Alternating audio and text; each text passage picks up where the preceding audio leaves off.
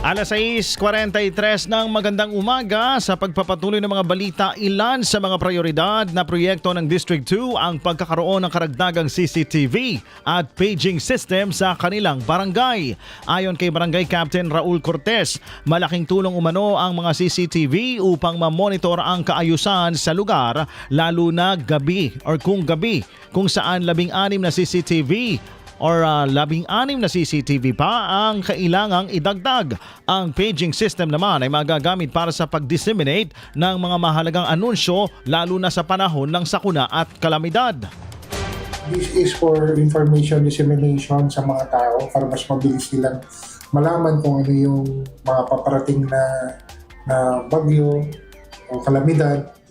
And siyempre, information dissemination din for the mga programa at activities ng barangay. Dagdag pa nito, kamakailan din ay nakausap ni Cortez ang mga suppliers kung saan 16 pa na paging systems ang kailangang ilagay sa iba't ibang lugar sa buong lugar para ang buong residente ay makarinig ng mga anunsyo at programa ng kanilang barangay. Kausap ko lang yung mga supplier, yung mga contractors.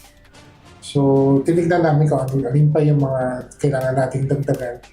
So, most likely, meron kaming 16 pa na kailangan lagyan para buong barangay na ang makakarinig ng mga programa o yung mga babala kung meron tayong mga kalamidad.